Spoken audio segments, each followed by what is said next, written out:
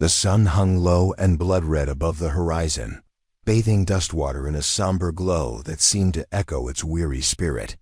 The wind whispered across abandoned storefronts, carrying with it fragments of old legends and the grit of half-forgotten dreams. Amid this hush, a solitary figure trudged along the main street, a young woman with sun-bleached hair and eyes the color of storm clouds. Every step she took stirred fine swirls of dust, heralding her arrival like an unspoken warning.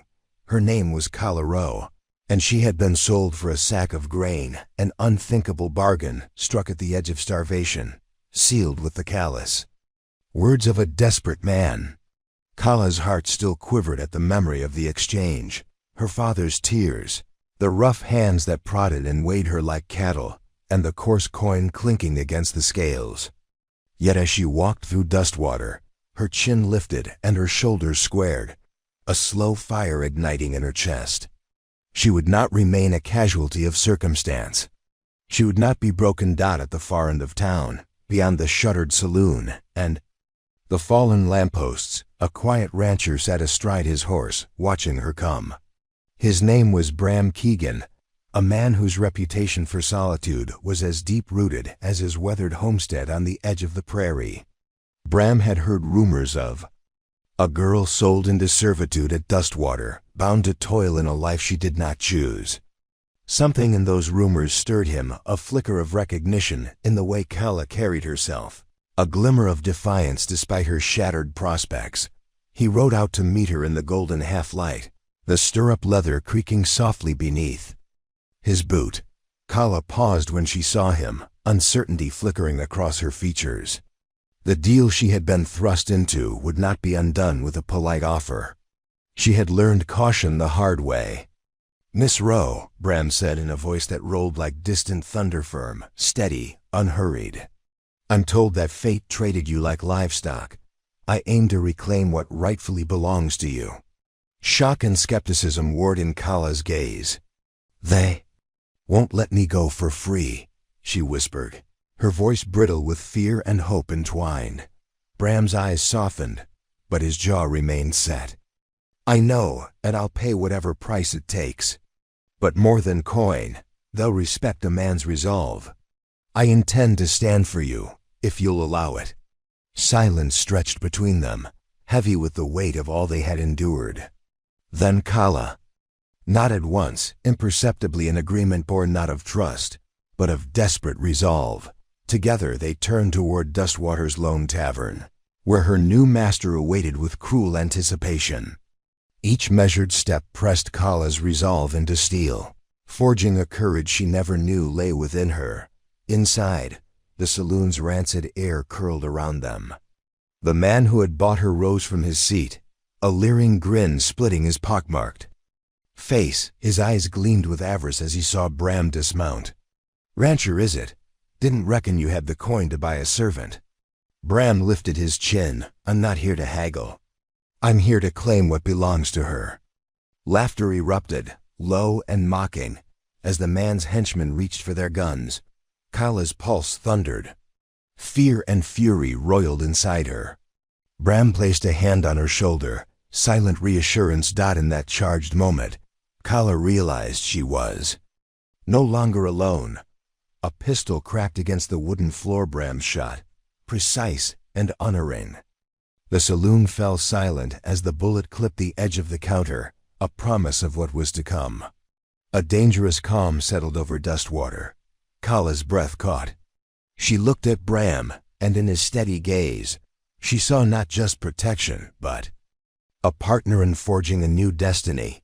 Tension coiled in the stale air, and beyond the saloon doors, the wind carried the promise of reckoning. Before we jump back in, tell us where you're from. If this story moves you, please subscribe. Tomorrow, I have a special story for you. Rain pelted the dust-slicked earth with a hiss, turning the streets of Dustwater into muddy veins of consequence. Word had spread like prairie fire overnight about the girl chained to the fence, the stranger who stepped in, and the bargain that carried more weight than bullets or gold. Inside the rusted shell of what used to be the supply depot, The girl sat on a cot with her knees drawn to her chest. A threadbare blanket draped over her shoulders, still damp from the sudden downpour that had followed the spectacle. Her name, at least the only one she could remember, was Loretta. No last name, no place of birth, no family she could name aloud. Just Loretta, and the sound of shackles still fresh in her ears. Across from her, the quiet rancher stood with his hat in his hands, water dripping from the brim. He had not said much since he claimed her. He hadn't asked her age or her story. He hadn't commented on the crowd that had jeered and laughed. He had simply unlocked the chain, lifted her up with gentle arms, and walked her through the crowd. Like she mattered. Like she wasn't a transaction. Now he looked at her, his face unreadable, his silence louder than any scream. "I ain't gonna hurt you," he said at last, his voice low, grounded like old oaks. "I don't reckon I'll let anyone else do it either." Loretta stared, unsure how to respond to words she hadn't heard in a long time. Words without demand. Words not laced with hidden thorns. "You got a name, Loretta?" He nodded. "You remember anything else?" "No." Another nod. "All right then, Miss Loretta." "Miss," the word stuck in her throat like a prayer said too late. He turned, hanging his coat on a broken peg by the door. His shirt clung to him, soaked through, outlining the quiet strength of someone used to work, to weather, to waiting. Names. "Calder," he said. "Calder Morrow. I've got a place about 8 miles west. Nothing grand, but it's quiet, and mine." He didn't offer more, nor ask her anything else. Instead, he started arranging things, gathering supplies, wrapping. A small tin of salve, a fresh shirt, jerky, dried beans. He moved like a man who expected nothing, but prepared for everything. They rode out before dawn. Calder's horse, a tall, weather-worn roan named Gideon, didn't seem to mind carrying them both. Loretta clung to Calder not out of trust, but because she had no choice. The trail westward was rough, cut by rains and half swallowed by scrub. But Calder knew it well. He didn't speak unless necessary, and when he did, his words came slow, like each one had to pass some internal test before it earned a place outside. Hours passed before the outline of a ranch took shape, a house built. From salvaged timber, a barn slouched like an old man, a paddock fenced with care despite its wear. Calder dismounted first, then offered Loretta his hand. She hesitated before accepting. "Don't got to stay long," he said, helping her down. "But till you figure what comes next, this here's yours same as mine." Inside, the house smelled of cedar and thyme. A fire popped in the hearth. A worn couch and table, a modest kitchen, and shelves lined with books that looked well used, but never boastful. He gave her the bedroom and took the cot in the small room that served as his study. That first night, Loretta didn't sleep. She stared at the ceiling, counting every knot in the wood, listening for any sound that might break the stillness, the creak of a floorboard, the whisper of a knife unsheathed. But none came. Just the wind and Calder's soft, even breathing from the next room. The days that followed moved like molasses, slow and full of watching. Calder went about his chores without fuss, feeding the livestock, mending the fence, fixing the porch. He never asked for help, but never stopped her when she began to join in, tentative at first, then with more confidence. Cleaning the kitchen, hauling water, splitting kindling. She wasn't sure when she started trusting the silence. Maybe it was the way Calder never touched her without permission, or how he left food out for her before sunrise when he rose early, or how he listened without interruption the first time she spoke about the place where she was kept.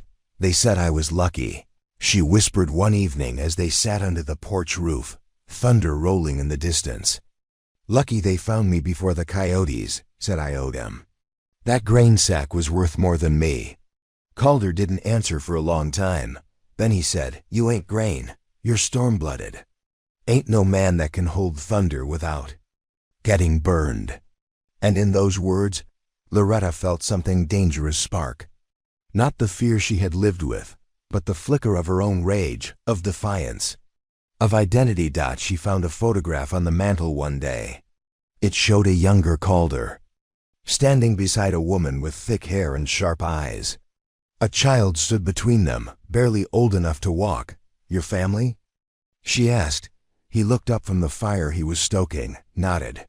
"Was wife passed after the fever. Boy left. Couldn't take the quiet, I suppose. Why'd you take me?"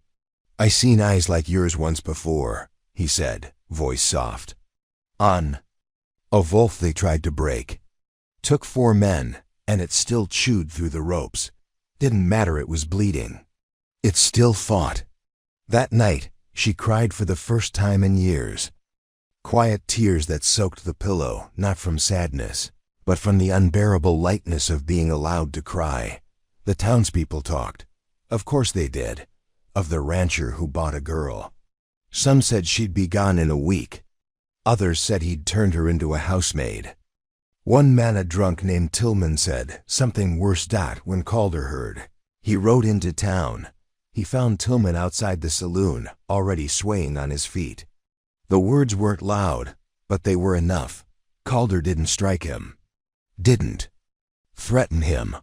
He stood there, looked Tillman in the eye, and said, "That girl's under my roof. If you talk about her again, you'll answer to me." And something in the way he said it, a quiet finality, made every other man in the saloon think twice. Back at the ranch, Loretta watched from the porch as Calder returned, his knuckles scraped, his face unreadable. "You didn't have to do that," she said. "I know," he replied, "but I did." And that was all. Each day, Loretta reclaimed something, her strength, her name, her voice. She asked to help more. Started reading the books on the shelf. Learned how to saddle Gideon and ride alone. She laughed once, and Calder looked up like he'd seen a ghost. Not because it was loud, but because it sounded free. And then one day, the past found her again. A wagon rolled up the long dirt road, bearing 2 men in worn coats and weathered eyes. Calder stood between them and the porch, rifle slung but eyes sharp. "We're looking for a girl," one said. "Answers to Loretta. Ran off with a rancher, we heard." "She's not running," Calder said. "She's living." "She's property," the man sneered. "No," Loretta said from behind Calder.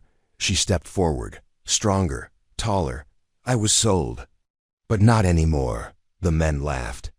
"You think this rancher's your savior? We'll come back." "You can't. Keep her hidden forever." Calder's voice didn't rise, but it dropped into something darker. "She's not hidden. She's home. And you come back again. I won't waste my words." The men left. For now, but Loretta knew they'd return. And when they did, she wouldn't be the girl chained to a fence. She'd be the storm Calder said she was. And this time, she wouldn't run. Before we jump back in, tell us where you're from. If this story moves you, please subscribe. Tomorrow, I have a special story for you. The wind had changed. Calder smelled it before Loretta heard it. Dry and mean, sharp with dust and deceit. The kind of wind that meant something was coming, the kind you couldn't bargain with or scare off. You could only brace yourself. It had been 5 days since the men in the wagon came to the ranch. 5 days of tension coiled tight in Calder's shoulders, of Gideon saddled and waiting every morning, of Loretta checking every latch twice before sundown. She no longer slept like a frightened thing. But she didn't sleep like a free one either. On the 6th morning, Calder handed her the rifle. "If I'm not back by nightfall, you lock the doors and go straight to the Hartwell's place. Don't wait for me. Where are you going?" He looked at her long, to send a message. Calder rode south, toward Cattleman's Fork, the kind of place decent folks avoided after sundown.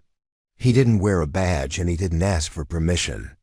But when he walked into the Broken Spoke saloon, every drunk and desperado paused like they'd felt a ghost drift past Dot at a corner table. The 2 men from the wagon sat playing cards with a third. Calder didn't stop walking. He slammed a leather pouch onto their table with a force that made the coins inside jingle like teeth. That's what I paid for her. The men stared. I'm giving you back your silver, all of it.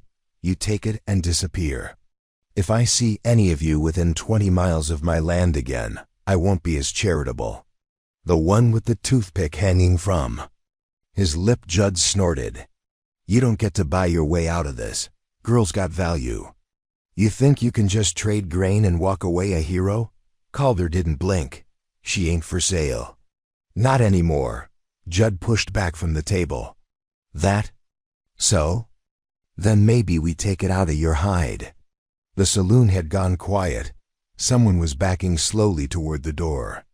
Another coughed nervously. Calder's hand was steady. Didn't move toward his hip. Didn't need to. Because when he spoke again, it cut like wind across ice. You got 10 seconds to decide if you're stupid or just slow. The third man stood, eyes wide. We were just hired to bring her back. That's all. No harm meant. Calder's silence was answer enough. Judd looked at the sack of coins, then at Calder, then back at his companions. You don't scare me, old man. Good, then you won't see it coming. No one heard the gun clear leather. Just the crack of Judd's shoulder popping back with the force of the shot. He screamed, dropping his revolver, arm dangling useless. Calder picked up the pouch, set it down next to the groaning man, and walked out. He returned after sunset, a bruise along his jaw but eyes sharp as ever. Loretta had the table set with beans and pan bread, and a fresh fire burned in the hearth. Did it work? She asked, voice soft. They won't be coming back. She wanted to believe him. But she'd lived too long in fear to trust quiet endings. They spent the next weeks in hard rhythm fixing fence posts, tending animals, hauling water. Calder taught her to shoot with more precision, not just at bottles on stumps but at moving targets. He taught her how to track coyotes and read signs in the dirt. Taught her how to move silent, to leave no trail. He didn't say why. She didn't ask. And then came the night the Hartwell barn caught fire. The blaze lit up the sky like a second sun.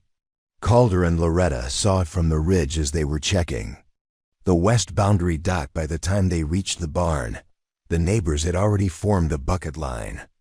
But it was too late. The animals were gone, set loose before the fire, but the structure was lost. As the flames died to embers, Mr. Hartwell looked to Calder. You think it's them? Calder didn't answer. Loretta didn't need him to. 2 days later, someone left a dead coyote nailed to the ranch's fence post. Its eyes had been burned out. Calder took it down without a word, buried it under a mesquite tree, and came back to the house with a look that meant no one would sleep easy again. He began sleeping with the rifle beside his bed. Loretta did too, and still, through it all, she worked, learned, grew, she no longer shrank when voices raised, no longer waited for permission to speak. She asked questions, sharp ones, and challenged assumptions. One night, Calder tried to fix a gate hinge with a cracked bolt. She handed him the right one and said, "That won't hold." He blinked. Then smiled. Pride looked strange on his weathered face. She rode into town alone for the first time that spring. It caused a stir. Some nodded politely, some whispered. Some still looked at her with the disgust reserved for things they didn't understand. She ignored them all. Went to the store. Bought nails, salt, a new pair of boots. The shopkeeper, Mr. Riley, watched her count out exact change. "Mar'll let you off the leash today?" She met his eyes and said, "He's not my keeper, I'm his partner." That shut him up. When she returned to the ranch, Calder was repairing the east fence. "I bought the boots," she said, holding up the bag. He smiled. "Good. I figured the old ones were giving you blisters." She tossed him a small sack of licorice. He caught it, grinned. But peace doesn't last where violence is owed. Late that summer, Calder didn't come back from the north pasture. When Gideon returned riderless, blood on the saddle horn, Loretta didn't scream. She saddled her own horse, checked her rifle, and rode. To be continued. Loretta didn't feel the reins in her hands or the wind clawing at her coat as she rode. All she saw was blood. Not gallons, just a smear.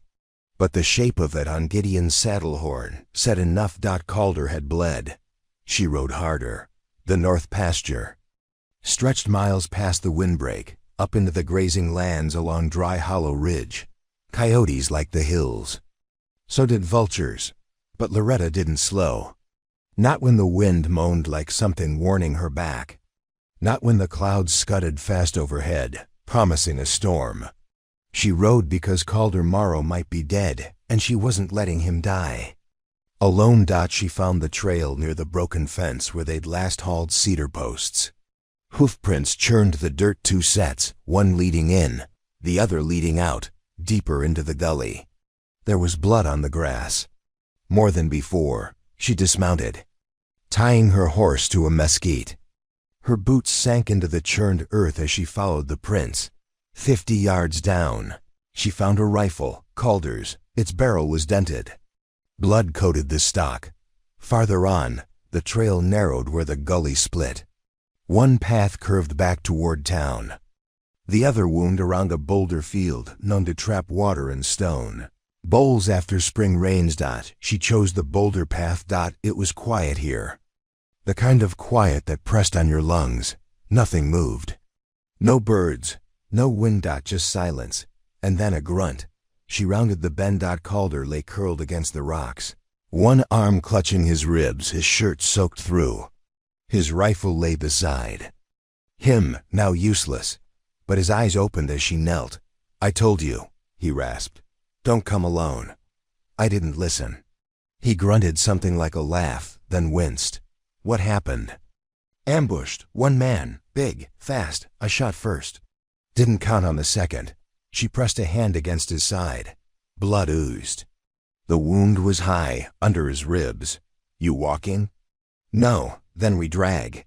She pulled her coat off, rolled it, and wedged it beneath his head. Then she unbuckled her belt, fashioned a crude sling, and started the process of hauling him onto a piece of broken cedar branch. He gritted his teeth the whole time. When they finally reached the horse, Calder collapsed against the saddle. "You ride back, get Doc Hartwell." "No, Loretta." She lifted him with everything she had. "You saved me. Now shut up and hold on." It took over an hour to reach the ranch, and by the time they arrived, Calder had passed out. Loretta didn't scream. She didn't panic. She put him on the bed, boiled water, found bandages, whiskey. She'd watched Doc Green stitch a man once after a bar fight in Dustwater. She remembered where the needle went. Her hands shook only once, and only after the bleeding stopped. Calder slept for 3 days. On the second night, he woke delirious, whispered things about the war, about Sarah, about a brother he lost. Loretta soaked a cloth and laid it across his forehead. "You're not dying," she told him. He mumbled something. "You're not," she repeated. "You're not allowed." By the 4th morning, he was awake, pale, weak, but alive. "You should have left me there," he rasped. "You should have taught me better how to shoot a moving target." He grinned. News spread. It always did. About the girl who rode into Dry Hollow alone and brought back a man half dead. About the marks on the trail, signs of a struggle. About the blood. Doc Green came with supplies and didn't ask questions. The Hartwells brought stew. Even Riley from the store sent a note. "Heard what happened. You want me to say something in town? I will." Calder read the note and handed it to Loretta. "Your legend's starting." She shrugged. "About time." But the second man from that ambush hadn't vanished. 10 days later, a child from the Hartwell family spotted boot prints outside the chicken coop. Deep ones, heavy. Someone was watching. Calder was still too weak to ride. Loretta kept watch each night, rifle across her lap, coffee black as pitch in a tin cup beside her. She listened. Waited. Then came the dog. Old Copper never barked. Not unless it was serious. She found him growling low near the shed, rifle raised. She stepped outside. There, standing under the moonlight, was a man built like a doorframe, square jaw, long coat, eyes black as coal. "Evenin'," he said. "Don't see many strangers out here." He didn't blink. "I come for the girl." Loretta cocked. "The rifle, you found her. I'm not here to talk." "Good, I'm not here to listen." The man smiled. "You don't want to do this. Neither do you." A beat passed. Then another. He moved first. She fired. The shot grazed his shoulder, spun him half around. He roared, lunged, and she ducked behind the fence. A second shot. This one hit lower. He collapsed, clutching his side. She stood over him, breathing hard. "I gave you the chance to walk away." He coughed blood. "Calder taught you good." She stared. "No," she said. "You did."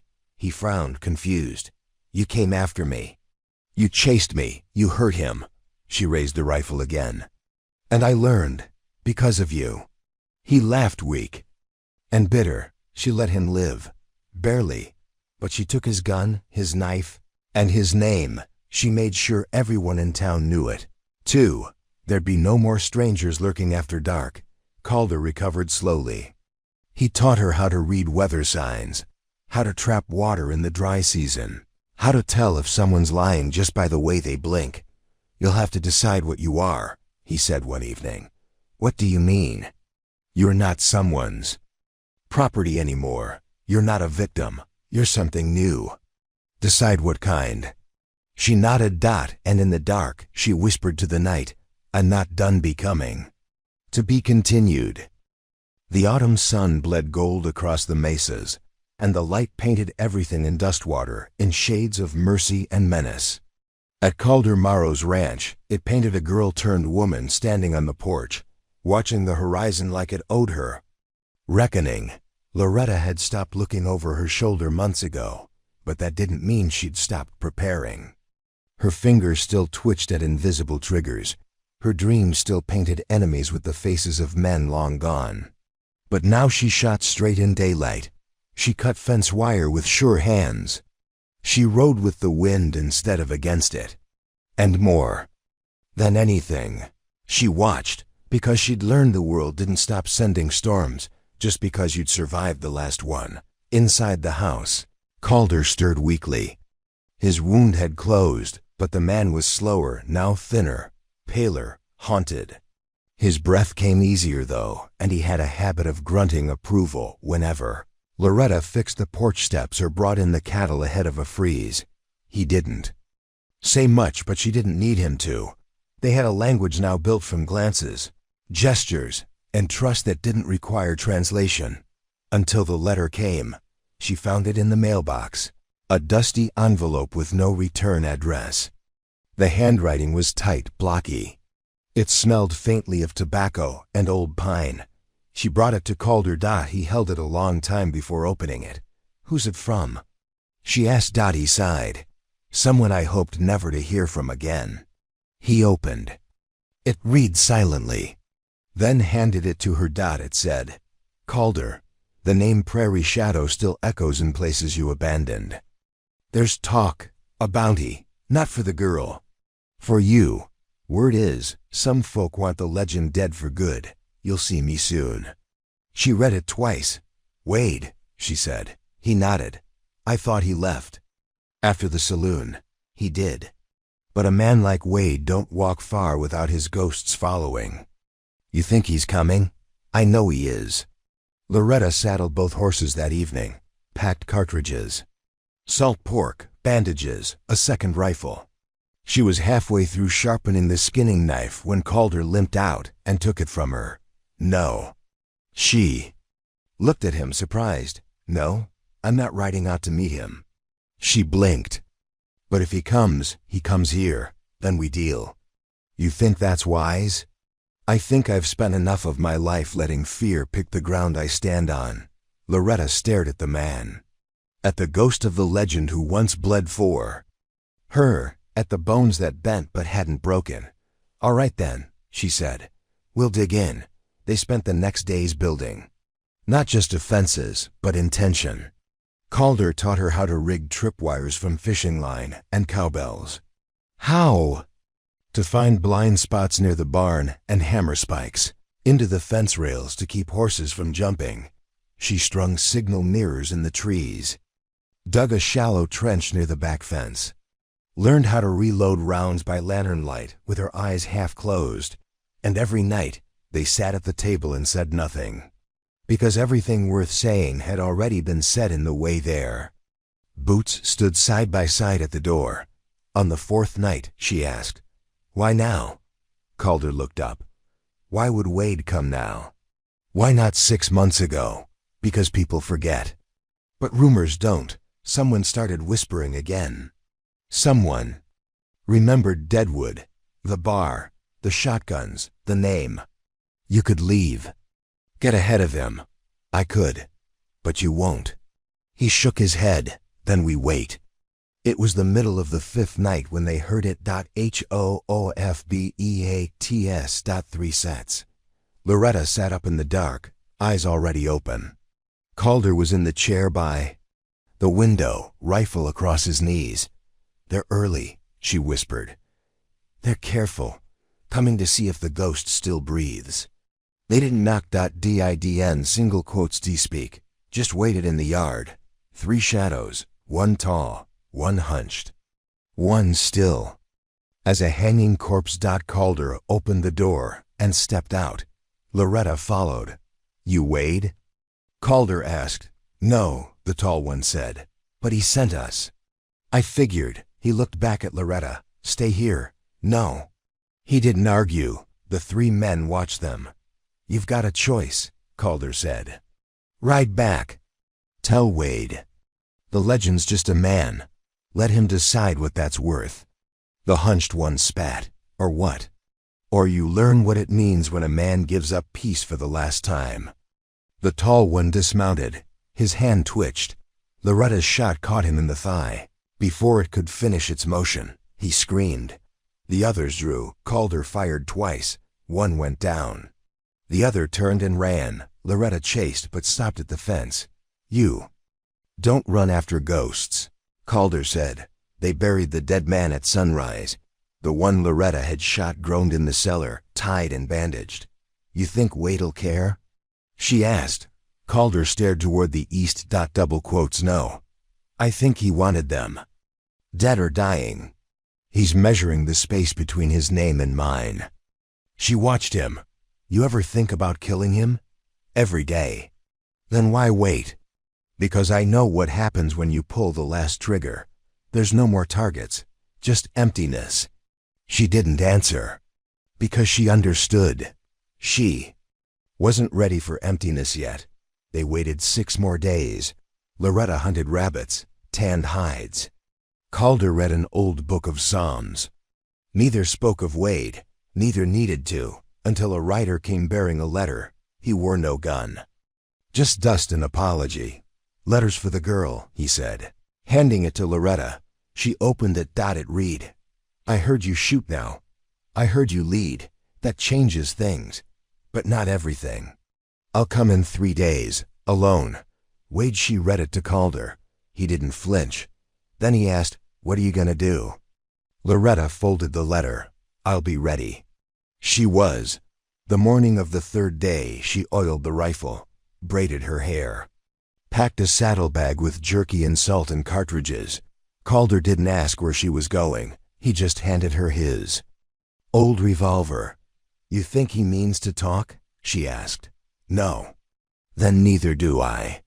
She rode out at noon, toward the ghost of a man who wanted her gone, and this time, she wasn't bringing mercy. The story took us a long time. If you like it, subscribe. Now back to the story. The sky was wide and white with heat when Loretta rode into Low Hollow. The town was little more than a scatter of buildings hugging the base of the ridgeline. 2 saloons, 1 boarded-up jailhouse, a livery, a post, and a church with no bell. It was the kind of place where dust was thicker than law, and everyone knew when a stranger passed through.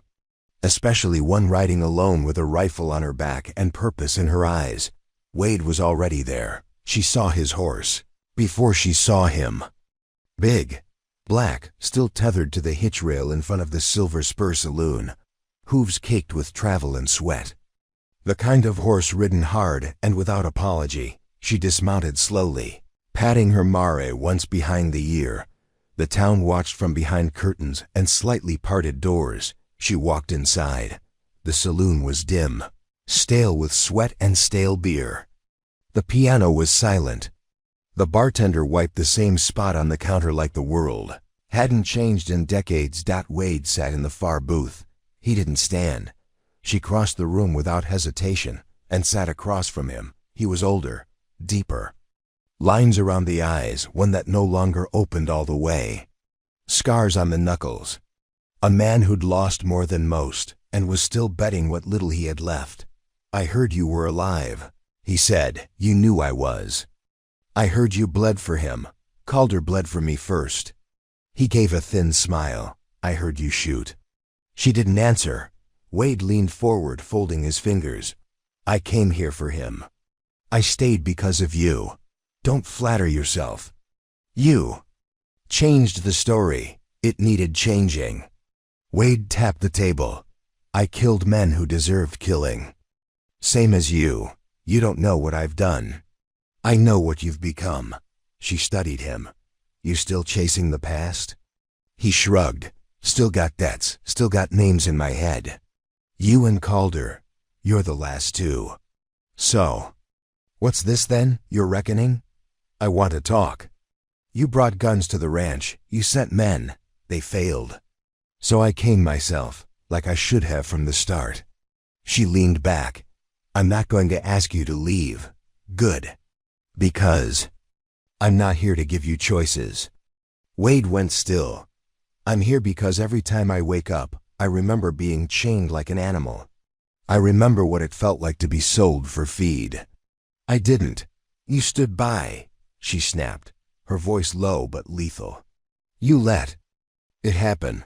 You rode with the ones who did. You laughed." Wade looked away. "That girl's dead," she said. "But I'm what rose after." He nodded. Slowly. "I didn't come to fight you." "Then why bring your guns?" "In case you came to fight me." Loretta let that sit. "You gonna draw?" she asked. "No. You sure?" "I don't want to die in a bar." She stood. "Then come outside." The town gathered like windblown leaves. They stood behind barrels, on rooftops, under eaves. Wade followed her out, no gun in hand. Just that steady walk. She stopped in the middle of the street. He stopped opposite. 10 paces apart. "Why now?" she asked. "Because stories have a way of circling back. And yours was getting louder than mine. You still want to be the legend." He shook his head. "I want to know if I ever was." The wind kicked dust between them. "I could shoot you where you stand," she said. "You could. You wouldn't stop me. No, you just let it happen. I'm not looking for forgiveness. Just an end." Loretta raised the rifle. The crowd held its breath. Wade didn't move. She looked down the barrel, saw his chest. His heart. Saw the empty place where vengeance was supposed to sit. Then she lowered it. "No," she said. "No. I'm not ending. You, not here, not like this. You afraid? No. Then why?" "Because you don't matter anymore." Wade flinched like she'd struck him. "I carried you in my head like a brand," she said. "You lived in every nightmare. Every step, every flinch. But you're just a man, and I've killed worse." He stared at her. "You want to fight? Go back to the road. Find someone who still believes your name means something." Wade looked around. The crowd. The dust. The silence. Then back at her. "What do I do now?" She turned. "Live, die, doesn't matter to me." Then she walked away. Back at the ranch, Calder waited on the porch. "You're bleeding," he said. She looked down. A cut across her palm where she'd gripped the rifle too tight. She wrapped it in her kerchief. "He's not coming," she said. Calder stood. "You didn't kill him?" "No." "Why?" She met his eyes. "Because I didn't need to." Calder nodded slowly. You sure you're not done becoming? She smiled. Not yet. They went inside. And for the first time, Loretta didn't feel like something waiting to be chased. She felt like something that couldn't be caught. To be continued. The snow came early that year. It swept in like a secret, blanketing the ranch with a silence even Loretta couldn't outpace. Every corner of the property were white like mourning cloth, the fences silver with frost, the barn creaking under a weight not entirely from snow. Calder stayed indoors mostly, his bad leg giving him more grief than usual. He sat by the fire with a blanket over his lap and a rifle within reach. Loretta handled the rest, chopping wood, feeding livestock, cracking ice in the troughs. She worked like someone who understood that motion was the only thing standing between her and a kind of darkness that could seep into the bones. But even the most relentless hands have to pause eventually. And that pause came the night. The lantern went out. She'd gone to check the chicken coop. A fox had been sniffing around lately, and she didn't like how the tracks looked in the fresh powder. The wind howled through the trees like it was carrying messages. And then, as she stepped out from behind the stable darkness, the barn lantern, which should have burned until dawn, flickered once and died. She froze, then slowly reached for the revolver on her belt. Snow muffled everything, made sound slippery. A branch cracked to her left. Deliberate. Not wind. Someone was out there. She moved slowly toward the fence line, eyes adjusting to the moonlight. The cold bit into her cheeks, but she barely felt it. Another crunch. Closer. Now. She ducked behind the trough and listened. Whoever it was had patience. That was the dangerous kind. They didn't stomp or charge, they stalked, and stalkers meant intent. She waited until the breathing was close, low, controlled. Then she rolled, aimed, and fired. A cry short, sharp. A body hit the snow. She approached. Cautiously, revolver raised. The man was older. Gray-streaked beard. A long scar down one cheek. His coat was threadbare but patched in all the right places. Someone who lived rough and meant to. He was alive, but just barely. She knelt beside him. Who sent you? The man coughed blood, looked at her, and said one word, Bishop. Then he passed out. They put him in the shed. Tied, bandaged, stripped of weapons. Calder examined him the next morning. Don't recognize him, he said. But I know. The type. Loretta leaned against the doorway. He said Bishop. Calder's jaw tightened. Thought he was dead. Who is he? Old business, before Deadwood, before you. You want to explain? Calder looked at her with something like regret. His full name's Silas Bishop, gunman, bounty broker. Used to run a crew that made Wade's boys look like Sunday preachers. He don't ride out unless there's real money on the table. Loretta crossed her arms. So who's the target? That's the question. When the man came to, he tried to lie. Loretta watched him through the slats while Calder did the talking. You're not going to survive that wound without help. So make a choice, talk or bleed. The man finally broke. The bounty's for her. He rasped, nodding toward the door where Loretta's shadow fell. Why? Says she killed the boy from Raven's Mill. Says she ran a crew off a ranch in Dustwater. Says she's a risk. Loretta entered. Killed a boy? She said. You mean the man who tried to chain me to a rail post? The bounty hunter didn't. Answer. Risk to who? Doesn't say, just has your name. And a price. Who put it out? Bishop, the man wheezed. But someone paid him too. Loretta nodded. Then walked out. The problem with surviving, she'd learned, was that not everyone wanted you to. She and Calder made a plan. Calder wanted to flee. They'll send more. Bishop, don't back off. We can hide, move south, start over. But Loretta shook her head. I'm done running. She rode to Dustwater first, talked to folks, asked questions. Found out that a man named Hoyt, big cattle magnate out of St. Hilaria, had been bragging in a saloon about cleaning up the frontier. Said too many dangerous elements were gaining sympathy. Said a girl who shot better than men and didn't answer to a husband was a problem. Said her name. That was enough. They built the trap in the high pasture. Calder, against his better judgment, helped. They hollowed out the center of the old hay barn, reinforced the walls, created a kill box. Then they waited. The second man came on a Tuesday, the third on a Thursday. By the end of the month, they had 4 prisoners, 2 graves, and no doubt that more would come. So Loretta wrote a letter. She wrote alone again. This time east. To Raven's Gap. She found a man named Burke, an old Pinkerton agent turned fixer. She handed him the letter and a coin pouch. Get this to Bishop. He opened the envelope. Read the message. I'm not hiding. I'll be at the fork north of Dustwater. Come with your best. Let's settle the debt in one night. Loretta Burke looked up. You sure? She nodded. He whistled. You're either the bravest woman I've met, or the dumbest. She turned. Either way, I won't be running. 2. Be continued. The fork north of Dustwater wasn't much a split in the trail that separated 2 lives. To the left, the canyon that fed into Crow Ridge, where fugitives ran and legends died quiet. To the right, the timber flats of Bell Hollow, where dust became mist and stories twisted in the trees.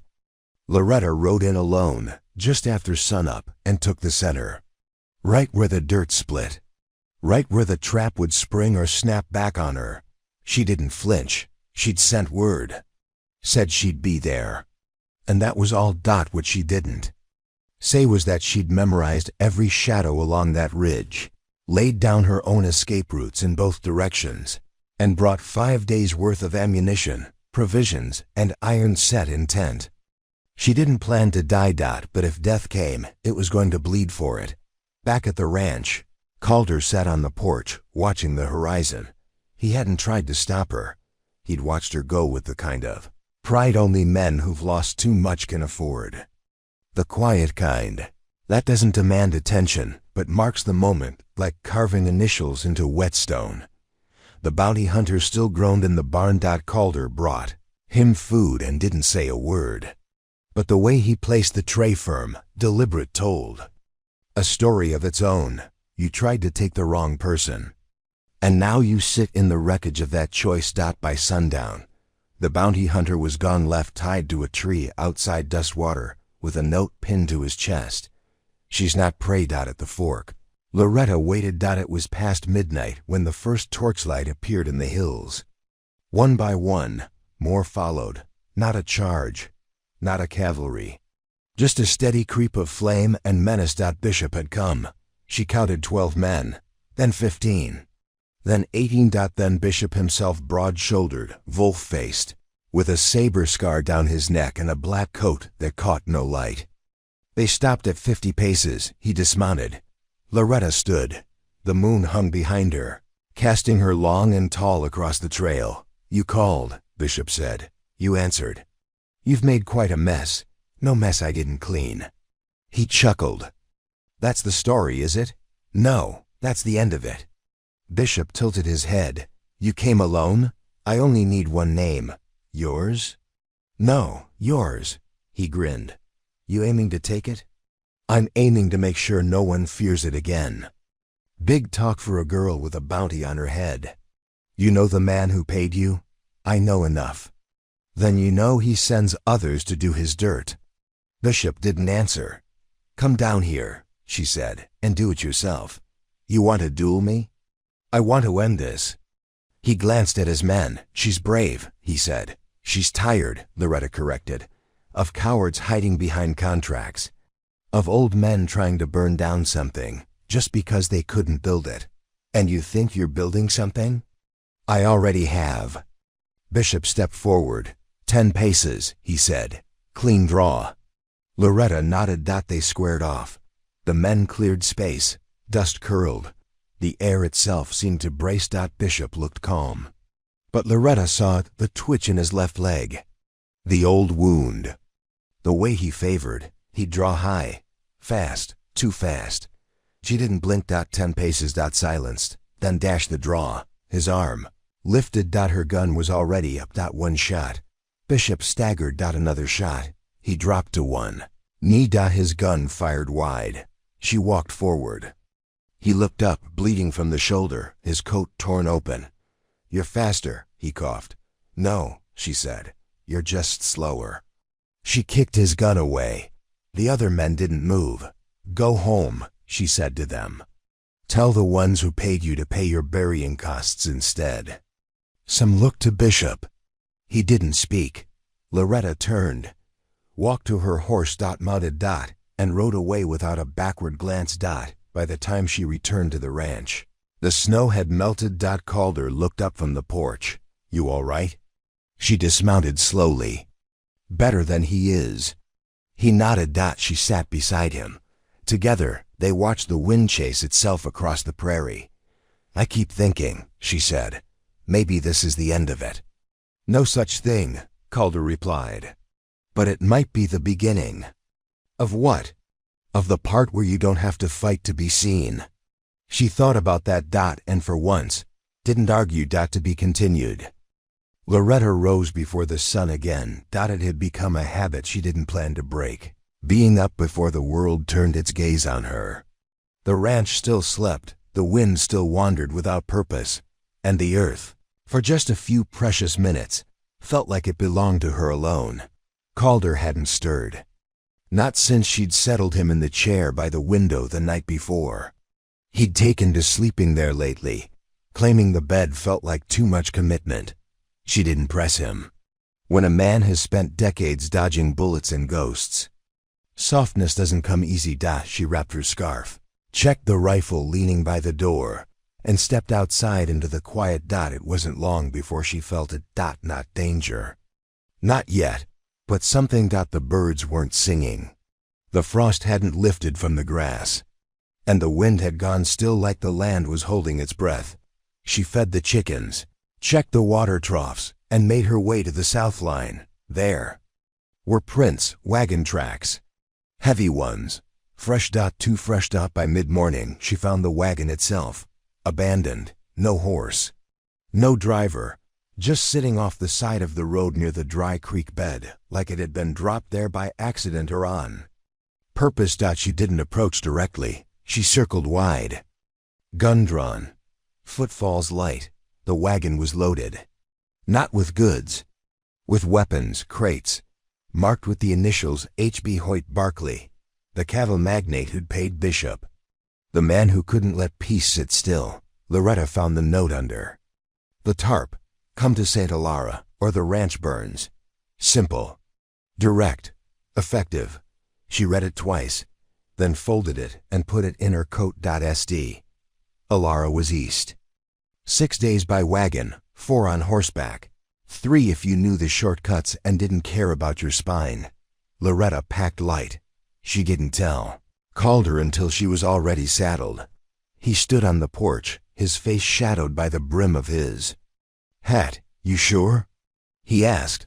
"I'm not letting someone else decide what happens to our land." Calder didn't smile, but he nodded. He handed her his old map, the one with all the shortcuts he'd once sworn to forget. "If you see Hoyt," he said, "don't talk long." "I don't plan to." Santa Lara was a different world.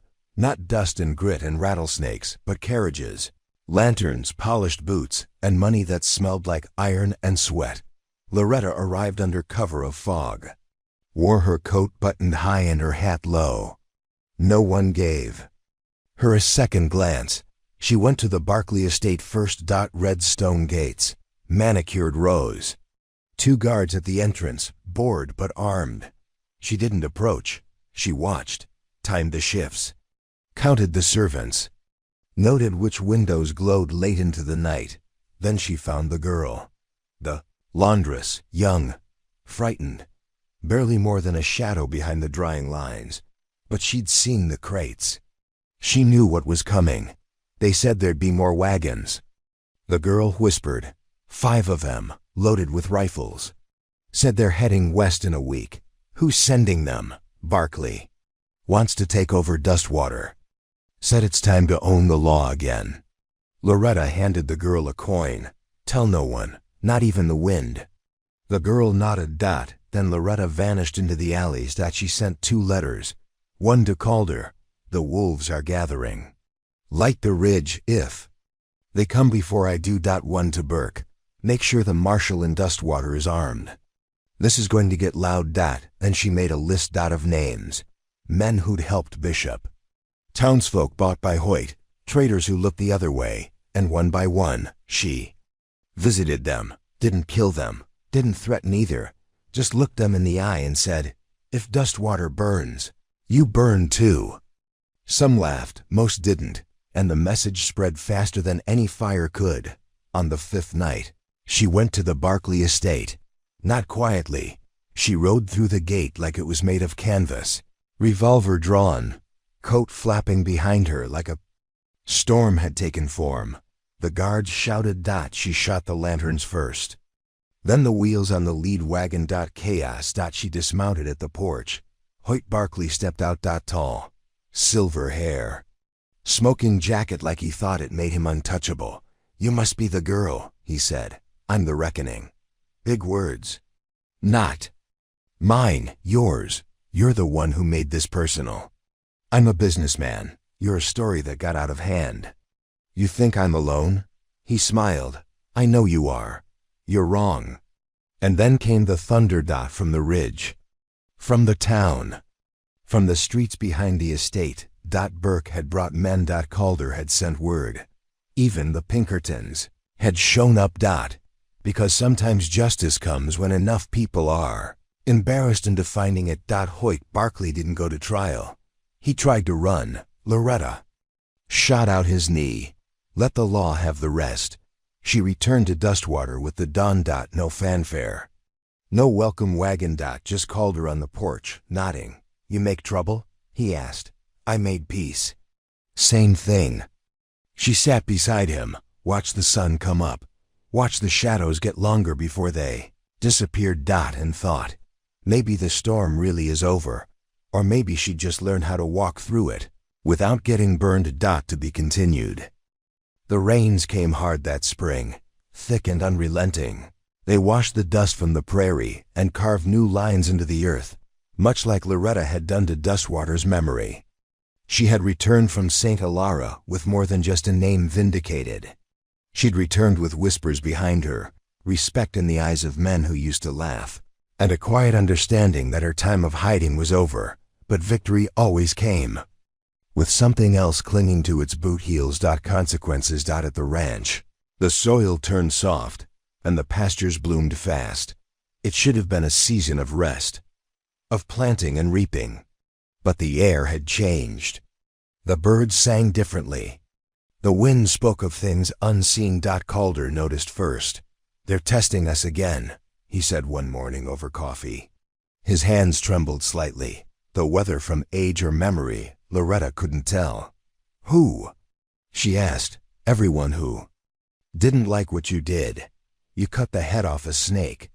Now the body's looking for teeth." And he was right. It started with the cattle. 3 of their best had disappeared. No broken fences. No tracks. Just gone. Then a week later, their north water line was poisoned copper sulfate and something bitter horses wouldn't drink from it. Chickens died when they did. Loretta stood by the trough, empty bucket in hand, watching the water settle. Behind her, Calder approached quietly. "They're not sending letters this time," she said. "No, they're sending warnings." She rode into town with grit in her teeth. The new marshal, a kid named Denton, met her at the hitch rail. "You're here about the water?" he asked. She nodded. "You find anything?" He looked uncomfortable. "Some ranchers to the east had trouble too. Same time. Hoyt loyalists?" Denton didn't answer. "Then check anyway. Loretta, no one else is dying for this." She rode the perimeter of the ranch every morning and evening, rifle strapped. No longer because she expected trouble, but because she knew it came.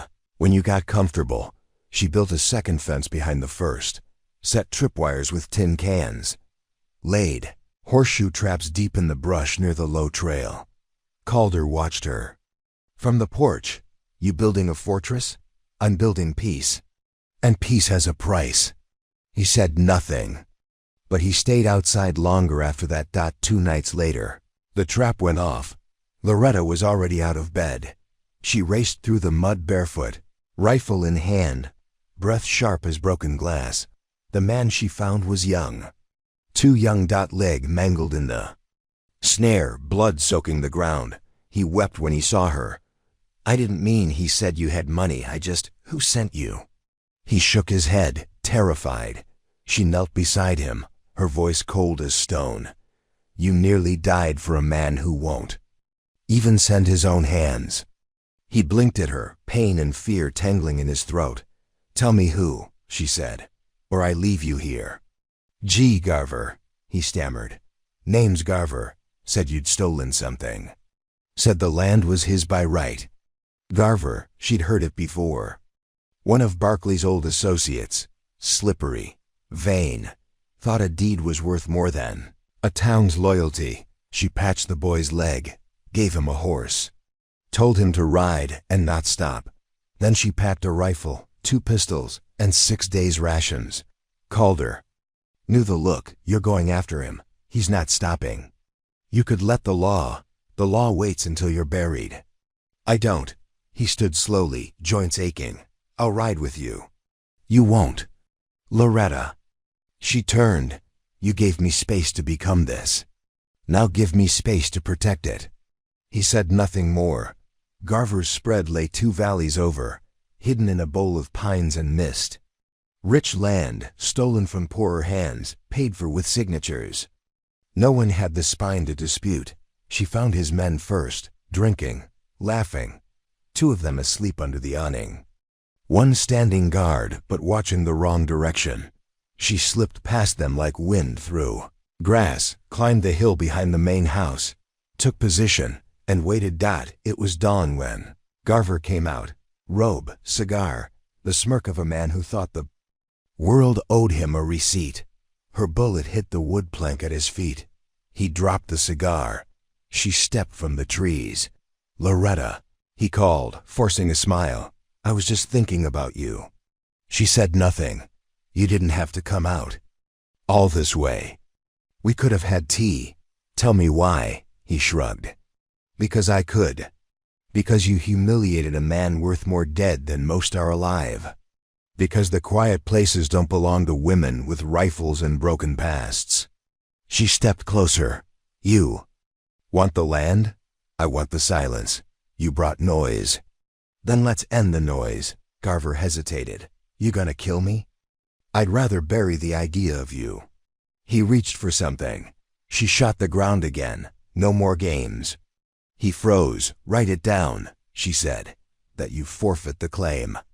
That you leave Dustwater alone.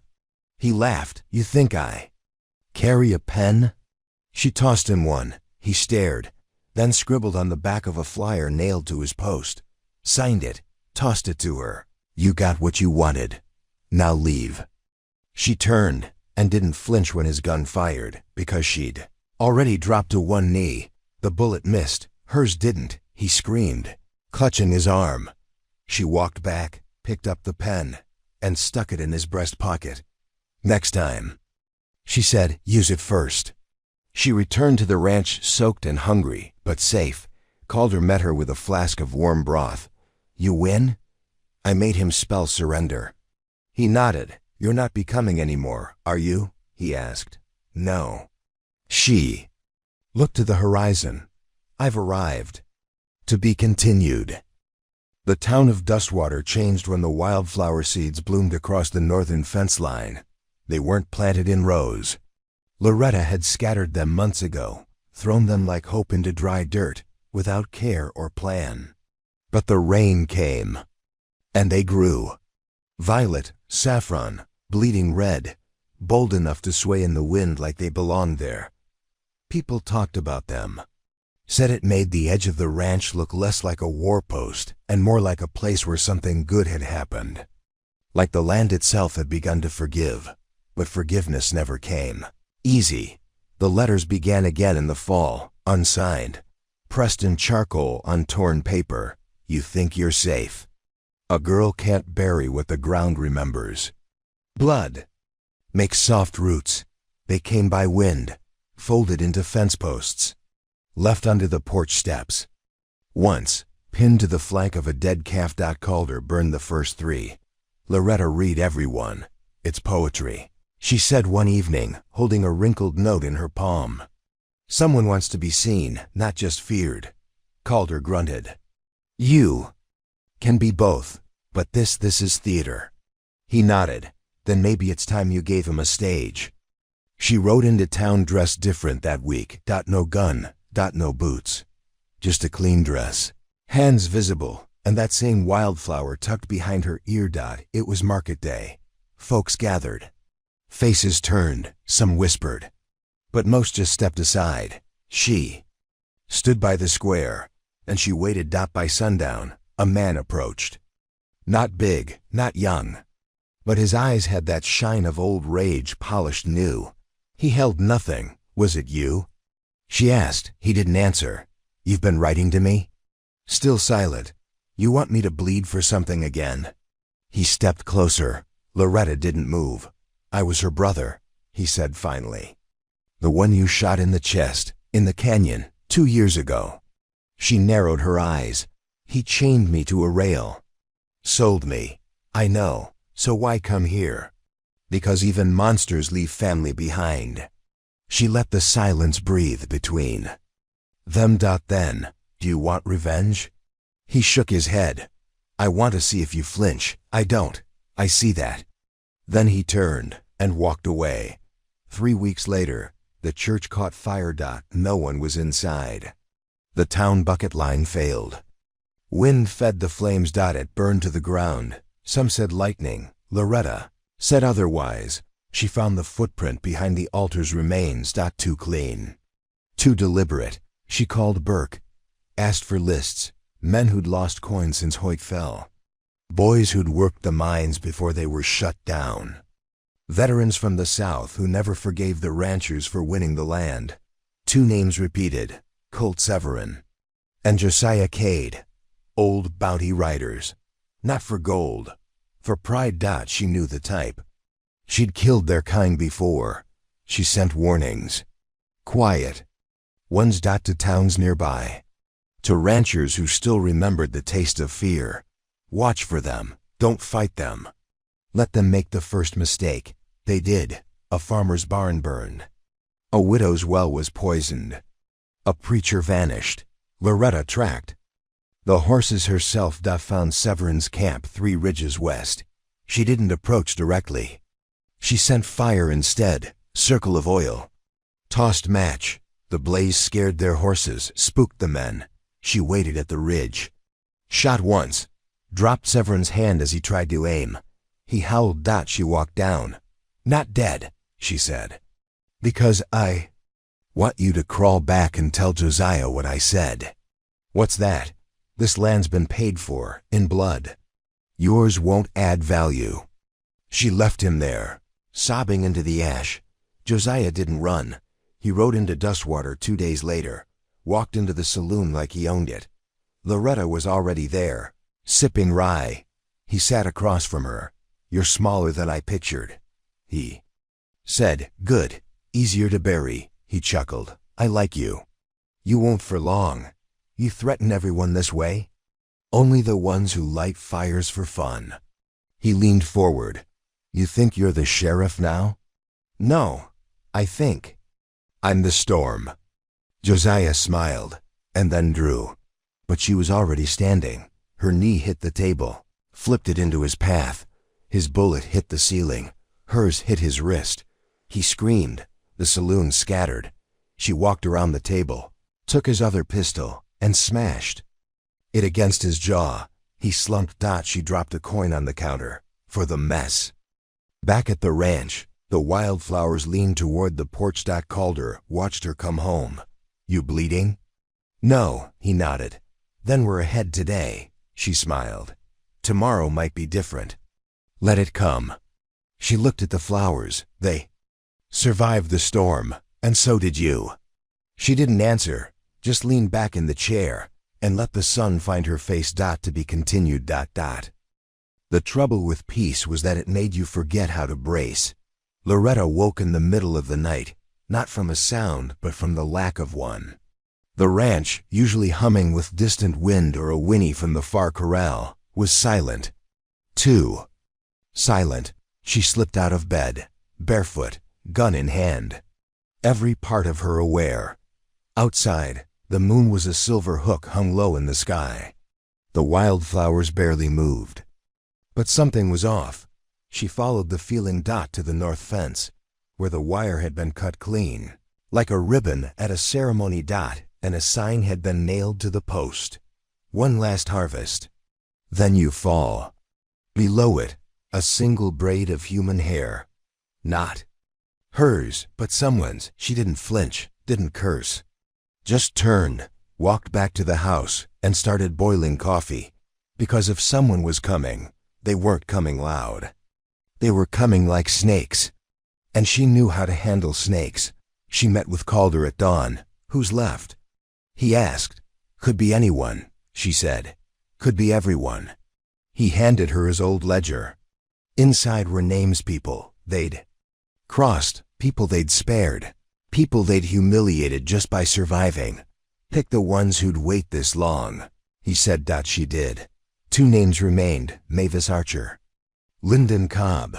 Mavis had run caravans between Dustwater and the border towns. Made good money off suffering, charging triple for water, double for medicine.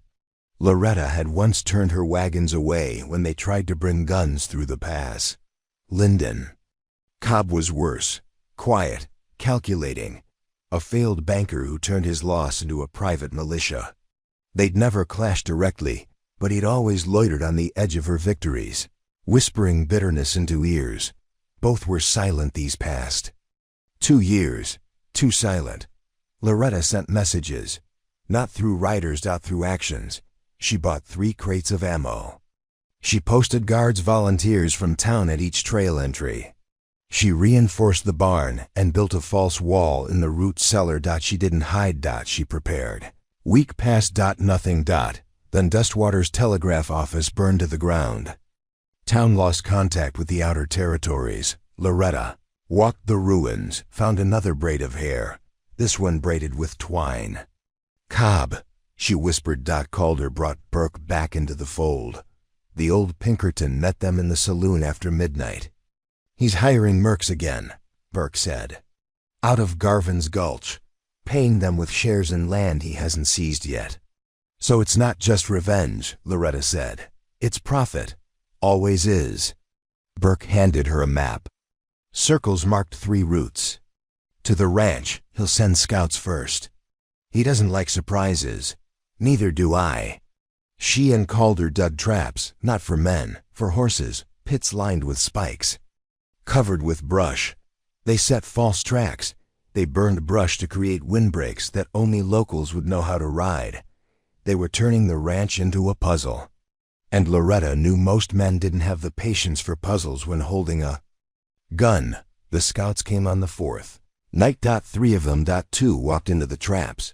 The 3rd ran back, which meant the clock had started. Loretta didn't sleep that night. Calder tried, but she heard him pacing the upstairs hallway. They didn't speak. Didn't have to. When the assault came, it wasn't at the main gate. It came from the creek bed. 6 riders. 1 wagon. A battering beam. She was ready.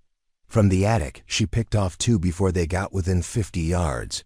Calder lit the ridge fire. The signal to town. Burke and 3 more men rode up within the hour. The firefight was short, ugly, final. They captured 1 alive. Young, pale, lip trembling. Cobb said you killed his brother, he whispered. Loretta stared. I don't even know his name. Neither did Cobb. She left the boy tied near town with a note. You had your chance. Then rode east. Alone. Toward Garvin's Gulch. Toward Lyndon Cobb. Toward the ending she'd been preparing for her whole life. To be continued. The wind hit different at Garvin's Gulch. Dry. Angular. Like it came not from the sky but from the bones of the canyon itself. Whistling through the cracks with the sound of things unsaid. Loretta rode slow, not because she was tired, but because she needed the silence. Needed it to count breaths, mark shadows, measure risk. Garvin's Gulch wasn't a town. Not anymore. It was a collection of mistakes trying to outrun the cost. Half-rotted shacks leaned into each other like drunkards. One saloon, no church.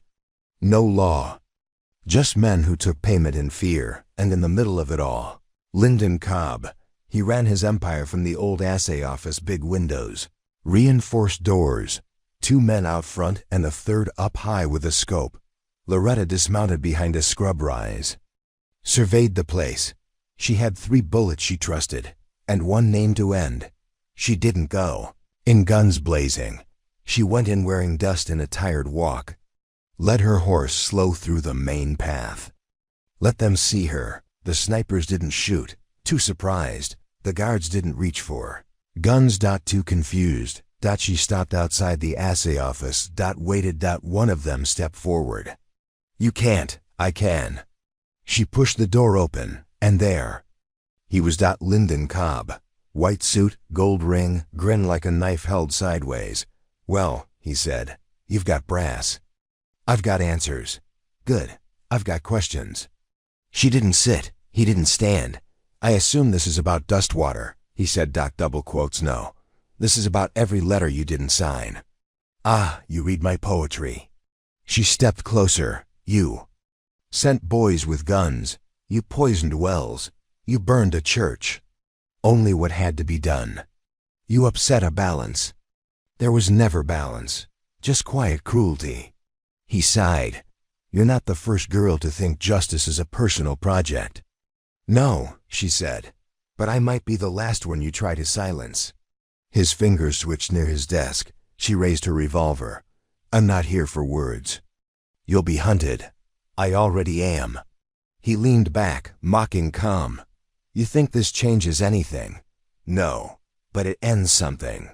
He smirked. Then do it. I will. She fired once. The bullet caught him beneath the collarbone, non-lethal. But Nessie, he screamed. She walked around the desk, placed her boot on his hand as he reached for a drawer. I want you to crawl, she said. Kill me, damn you. I want them to see you begging. I want every man in this canyon to remember what it looks like when arrogance bleeds. He spat.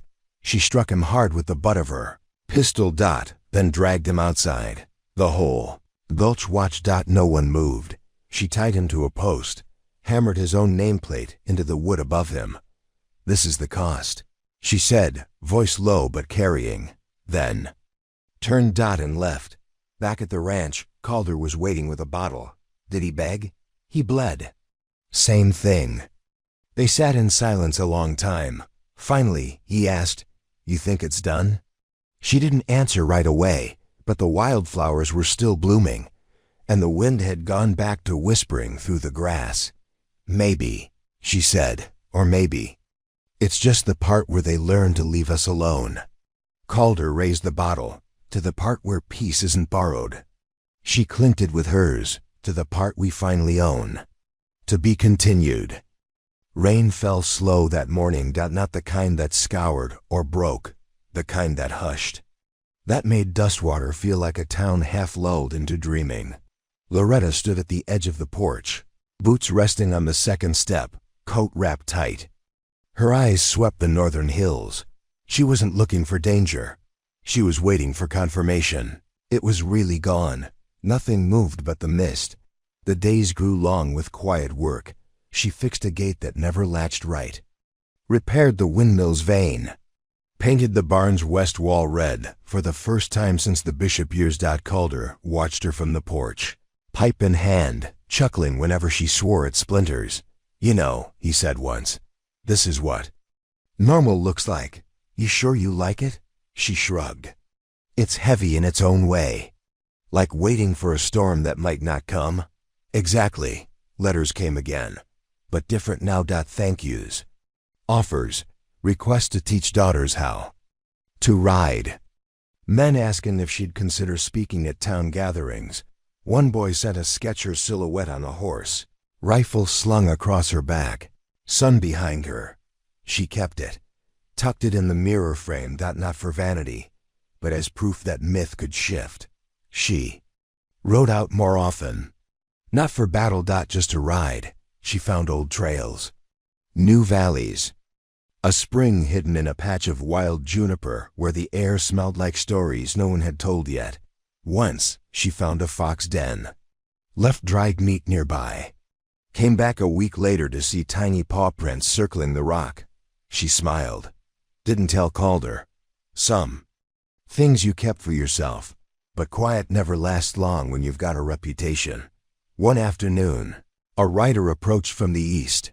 Long coat, black horse, flag tied to the saddle horn, silver on blue. Federal. Calder met her at the barn.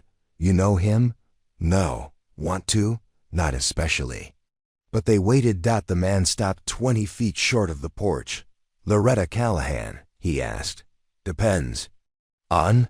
Weather. You're here for coffee or blood? He smiled. Neither. I'm here to offer a contract. He said his name was Rusk. Worked for the Territorial Reconciliation Office. Said they were compiling land claims, resolving disputes before the railroad. Expanded further. Loretta raised an eyebrow. And what's that got to do with me?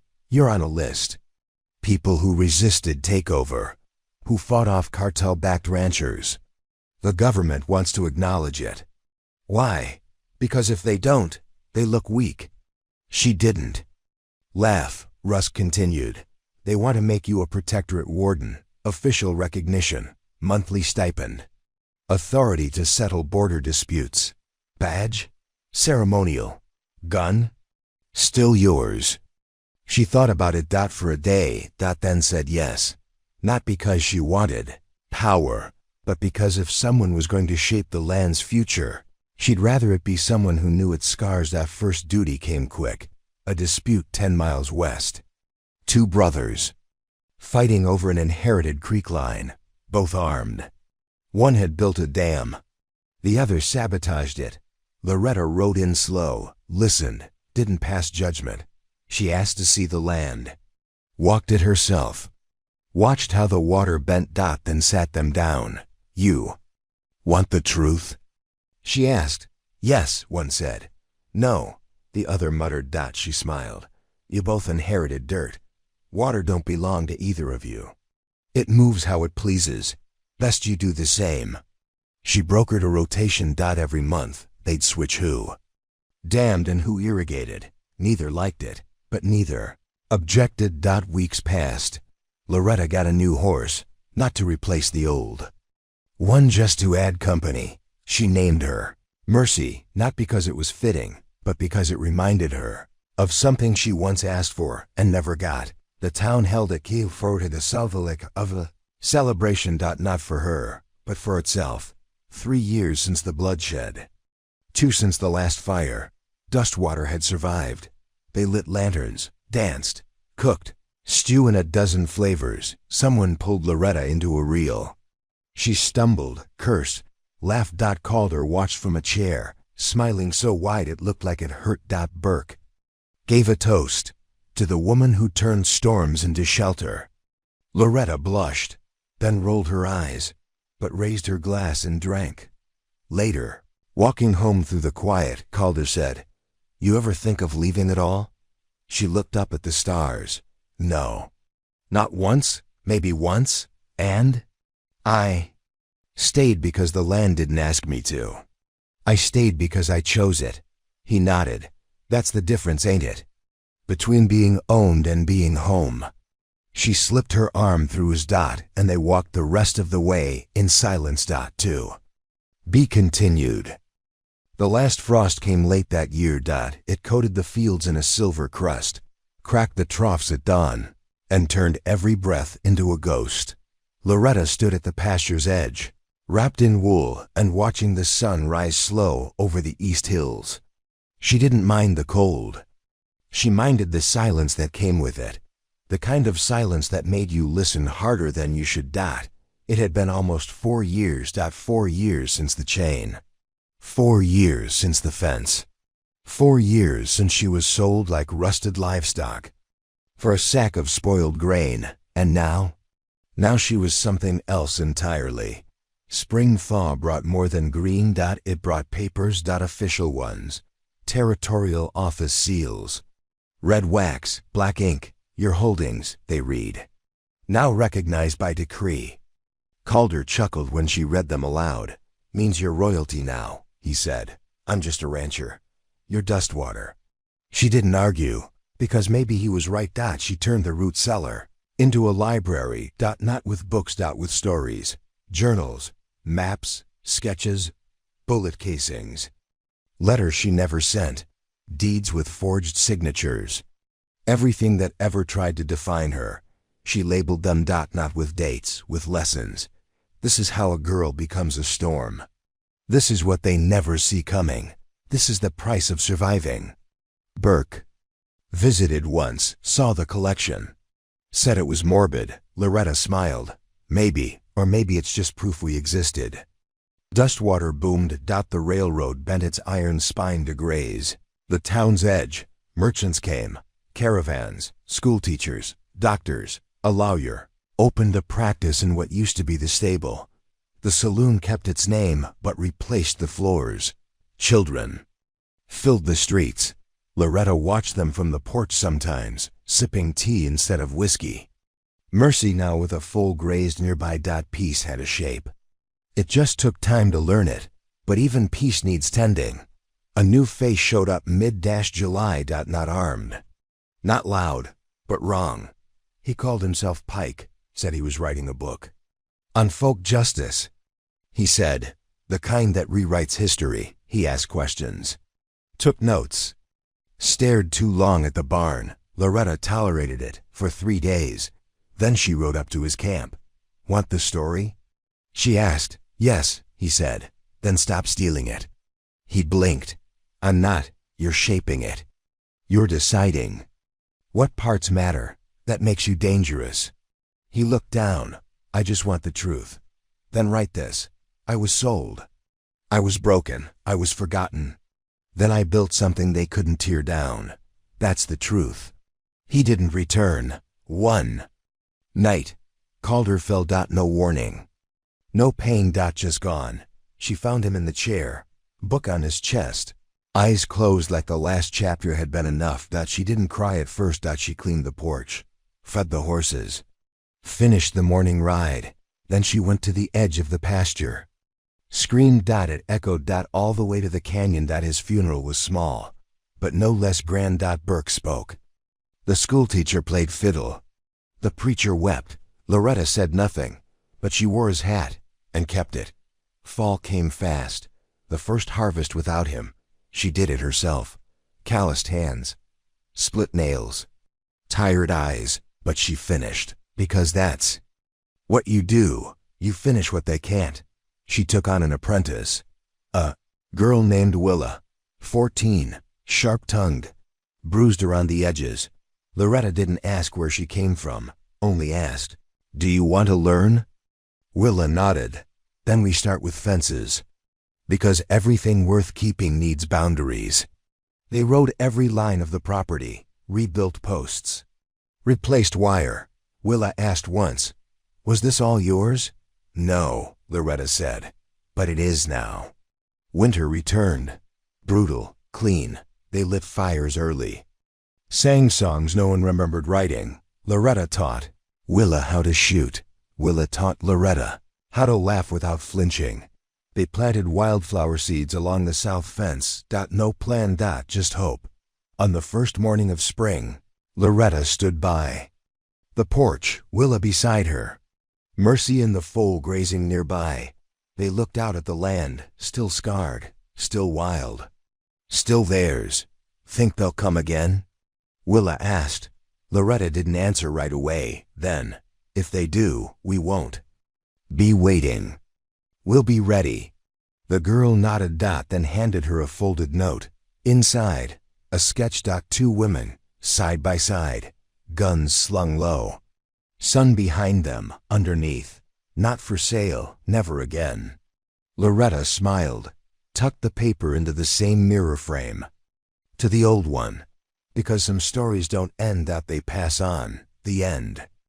The first time Willa rode alone, she didn't tell Loretta. It was just after sunrise, 2 weeks after the last frost, with snow still patching the gullies, and the creek glassed over like old mirror. She saddled the foal, now nearly full-grown, and slipped through the west gate, where the fence sagged and the grass grew wild. She wasn't running. She was testing something. Herself. The world beyond the ranch still held ghosts. And she wanted to see if they'd recognize her. They didn't. But something else did. The town of Briar Hollow was little more than a train stop and 2 whiskey shacks. Willa had only heard of it once from a miner passing through Dustwater who mentioned, through a cough in a flask, that it was where men went when they didn't want to be found. She tied the horse outside the depot, walked in like she owned the place. No one looked up. That was the first warning. She stepped to the counter. "Coffee," she said. The woman behind the counter didn't speak. Just poured from a kettle, eyes low, hands trembling. Willa took the cup, sat, sipped at it, was bitter as regret. She liked it. Then the men came, 2 of them, broad, dust-caked, laughing like they'd practiced it. They stood by her table too long. "You lost, sweetheart?" one asked. She didn't look up. "Do I look lost?" "You look new." "I'm not." The other leaned in. "You got a name?" "Yes." "Gonna give it?" "No." They chuckled. "I think she's got teeth," the first said. "I think she don't know where she is," the second added. She set her cup down. "Tell me where I am, then." "You're in the hollow. Which means you don't get to talk like that unless someone died to earn you that right." She stood. "Good news." She drew fast. One bullet split the table. Another hit the lantern on the wall. Glass shattered. Oil flared. Shadows danced. The men stepped back. "I came here to ride alone," she said. "Not bury anyone. Don't change my mind." The second man backed off. The first didn't. He reached. She shot the gun from his hand, then kicked his knee sideways. Dropped hard. "You ain't Loretta," he groaned. "No," she said. "I'm what comes next." The woman behind the counter stared at her like a vision. "Who taught you that?" Willa holstered the pistol. "A woman who stopped waiting for permission." She rode home by moonlight. The gate creaked as she returned. Loretta was waiting on the porch. "You went far." "Yes." "Alone." "Yes." "Come back with all your limbs?" "Most of them." Loretta nodded. "Next time, leave a note." "I wasn't sure I'd come back." "But you did." "Yes." "Then you know what that means." Willa shook her head. "It means it's time for you to start writing your own name on the land." They built a new fence together, not around the ranch. Beyond it. New territory. Dry and raw and unwritten. They drove the first post at sunrise. Willa hammered it in. Loretta watched, didn't speak, didn't need to. Word spread. The Callahan girl, the new writer, the one who walks with the ghost of Dustwater and shoots like thunder. With somewhere to go, people started sending letters, asking for her. By name, Willa Callahan. She never corrected them, because maybe that's what she was now. Maybe it wasn't about blood. Maybe it was about choice. One day, she rode east. Found a man stringing wire too close to the ridge. She stopped. "This ain't your line." He scoffed. "Bought it." "From who?" "Cobb's old man." She raised a brow. "Cobb's gone. I still got the deed." She dismounted, took the paper, read it, then set it on fire. "Now you don't." He reached for his belt. She had her boot on his hand before steel flashed. "This is Willa land now," she said. "And who the hell is Willa?" She leaned close. The one with the gun, the grit, and the last word. She rode back at dusk. Loretta was mending a saddle. "Well?" she asked. "He won't be back." Loretta nodded. "You hungry?" "Starved. Then we eat." "Tomorrow's fence needs building." Willa smiled. "Good. I like new lines." They walked inside. And left the door open behind them, because some days the land was safe. And on the others, They were ready. To be continued. The desert taught you nothing if not patience. Willa had learned that much. Not from books, not from lectures, but from the way heat twisted air into ghosts and time stretched like leather drying on a rack. Every trail she rode now, every sunrise, she watched, felt like a lesson in waiting, for the wind to speak, for the past to stop echoing, for the land to give up its secrets. Loretta once said, "The quiet teaches you what noise tries to hide." Willa hadn't understood it then. Now she did. She was 20 now, lean, steady, eyes like stone turned warm by firelight. The colt she'd raised was now a full gelding, smart and surly as a mule. And just as stubborn. She had land. Her own, registered proper, boundary marked, with the deed bearing her name, just her name, Willa Callahan. It wasn't given. She earned it. Post by post, mile by mile, fight by fight. And now they came to her, not just for fences and judgments, but for something else. The girl's name was Annie, barely 13, thin, hair like a broom that hadn't seen water. She showed up one afternoon with no horse, no coat, just a knife tucked in her waistband, and a paper cut on her cheek. Willa opened the gate. Annie didn't speak, didn't need to. Willa saw it, the story in her spine, in the way she flinched at laughter from the corral, in how she gripped the knife like she wasn't sure whether to use it or swallow it. Willa brought her soup. Annie didn't thank her, didn't eat, until Willa took a spoonful first. Then the girl devoured it, half the bowl. Then slept for a day straight in the tack room. Loretta came by that evening. Saw the girl, didn't ask. Just said, "You building your own ghosts now?" Willa shook her head. "No, just giving them a place to land." Loretta smiled. Left without another word. Trouble came 2 days later. A rider from the south, fancy boots, slick vest, teeth too white for someone who called himself a rancher. "Looking for my niece," he said. "What's her name?" Willa asked. "Annie." "She's not here." He smiled. "I reckon I'll check myself." "She blocked the path." "No, you won't." "You harboring runaways now?" "Depends who they're running from." He narrowed his eyes. "You think this badge makes you law?" She leaned in. "I think this land answers to me. And I don't answer to men who wear perfume." His smile died. He reached for the revolver on his hip. Willa didn't flinch. "You get one chance," she said. "Walk away or be buried right next to whatever lie you rode in on." He left. Didn't even spit. Annie watched from the barn loft. Willa didn't call her down. Didn't say, "You're safe." Because she wasn't. Not yet. Safety was earned, not gifted. So Willa gave her space. Time. And a shovel. "Dig post holes," she said. "Every 3 yards." Annie asked, "Why?" "Because building something beats hiding from it." The girl dug. Didn't speak. But Willa saw it, how the hand stopped shaking by the third hole. How her stance shifted. More rooted. More her. 3 weeks later, the man came back, not alone, 5 others, guns ready. Willa met them at the fence. No speech. No warning. Just one motion, gun drawn. First shot clipped the lead rider's shoulder. He dropped. The others scattered. 2 tried to flank. Annie crouched by the hay shed, took one out with a clean shot to the leg. Willa finished the last 2. Fast, precise. They left the bodies, took the horses, buried the one that bled out under the old pine. Willa carved the same thing into the bark that Loretta once had. Wrong land, wrong girl. That night Annie spoke. "I don't want to leave." "You don't have to." "I don't want to be like him." "You won't." "How do you know?" "Because you aimed for the leg." Annie cried for the first time then, not loud, just enough to make the dust shimmer around her. Breath. Willa held her.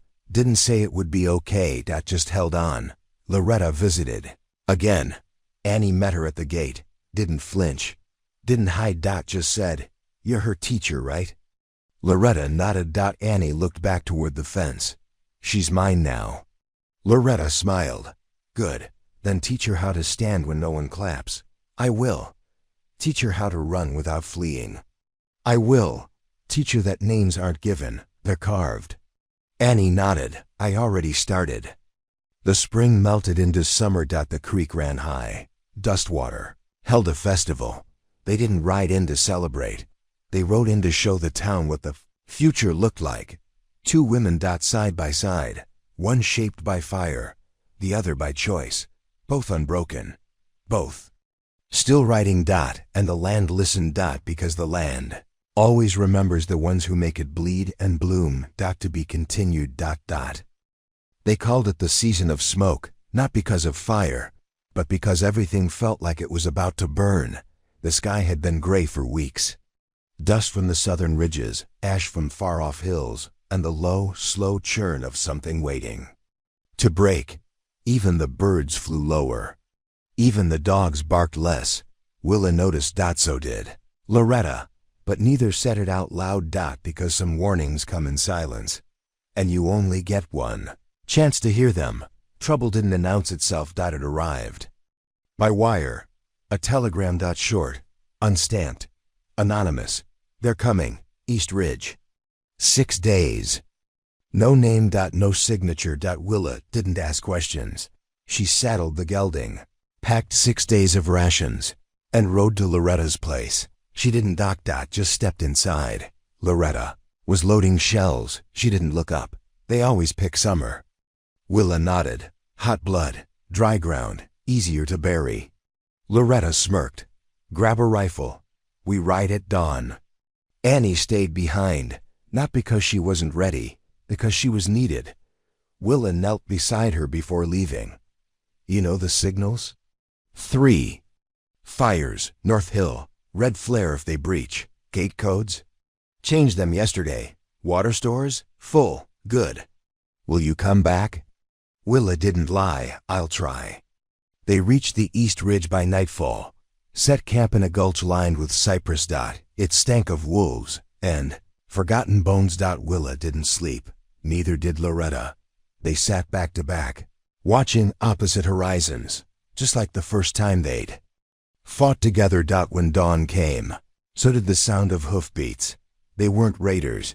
They were worse. Men in uniform with no name patches, polished rifles, southern accents, eyes that scanned without seeing.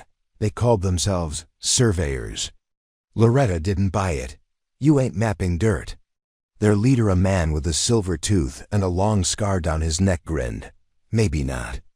But we are collecting it. Willa stepped forward.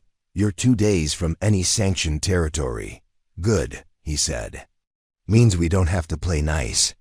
The standoff lasted 9 minutes. Then someone coughed. Then someone drew. Then everything broke. Gunfire. Heat. Dust. Blood. Willa dropped 3 before they breached the tree line. Loretta flanked left. The gelding bolted. Took 2 of them with it. Willa rolled, reloaded, shot a boot off a rider before he reached her. Loretta screamed something. Willa didn't catch it, but she saw the smoke. Behind them. At the camp they'd been flanked. Willa ran. Hard. Rifle slung, pistol drawn. She found Loretta behind a downed log, bleeding from the side. Pale. Still fighting. Willa dropped beside her. Can you ride? No. Can you shoot? Always. Willa smiled. Then we're not done. They made their last stand in the ravine. 2 rifles. 10 shells. And grit. Lots of grit. Loretta dropped 3. Willa dropped 5. The last 2 hesitated, then turned, then rode. Willa didn't chase. She checked. Loretta, still breathing, but barely, they built a sled, dragged her back across the ridge.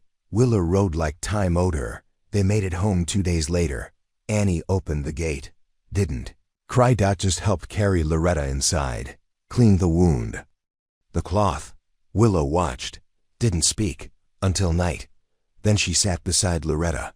You told me once, she whispered, that quiet teaches you what noise hides. I hear you now. Loretta didn't answer, but her fingers curled around Willa's hand. That was enough. A week passed. No sign of the surveyors. Just smoke in the far hills. Willa wrote a letter. To Burke. To the governor. To the marshal's office. Same message in each. They came for our land. We're still here. If they come again, we'll leave no witnesses. She didn't wait for replies. Loretta healed. Slow. Scarred. But whole. She walked again, by fall. Road, by winter. And by spring. She was standing at the pund fence line beside Willa, watching Annie ride the new colt through the corral. You think we stopped it? Willa asked. Loretta didn't answer, just said, we made it cost them. Peace returned. For now, the smoke cleared. The water ran sweet. Again. The wildflowers bloomed. And 3 women stood where once there were none, fighting not just to survive, but to remain. To be continued. They never found the bodies, not of the men who rode in under fake names and wore government boots without a badge. Not the ones who laughed as they lit fire to fences and cut water lines like veins. The wind took their ash. The ground swallowed. The rest, and Dustwater forgot them. But Willa didn't. Neither did Loretta. Some names you bury with a bullet. Others with silence. Fall that year was gold and wind. Every leaf snapped like a dry bone. Every field crunched under boot. And every morning started with the same sound. A hammer striking post, echoing off the canyon like it was building something older than fences. Willa had doubled her land, bought the patch east of the gully, claimed the old trail that wrapped around. Widow's Bluff. No one contested it, not after what happened to the Toad. Surveyors. Annie grew into something sharp. Not cruel. Just sure. 17 now. Rifle trained. Horse broken. Letters in her name. Folks from 3 counties over came to ask her about property lines, water rights, and which weeds meant sickness in the soil. She didn't smile much. Didn't have to. Respect didn't ask for. Permission. Then the letter came. Not a threat. Not a plea. An invitation. From the Coma Territorial Assembly, stamped, sealed. Addressed not to Loretta, but to Willa Callahan. You are hereby invited to speak before the General Tribunal on matters of land inheritance and survivor jurisprudence. She read it 3 times. Then threw it on the table. Loretta picked it up. They're asking you to tell your story. I don't owe them anything. No, Loretta said. But maybe the next girl does. They rode north together, Dustwater to Capitol Fork, 7 days. 3 nights under stars. 1 bullet fired at a coyote, too. Curious, Willa wore her old coat, the one with the stitch across the sleeve from the first time she drew blood to protect someone else. She didn't dress fancy, didn't clean the boots. She didn't go to be seen. She went to be heard. The tribunal was stone and shadow. Men in velvet coats. Women with ink on their fingers and pens like knives. Crowds gathered outside. Reporters waited. Willa stood before them, didn't shake, didn't bow. Just spoke.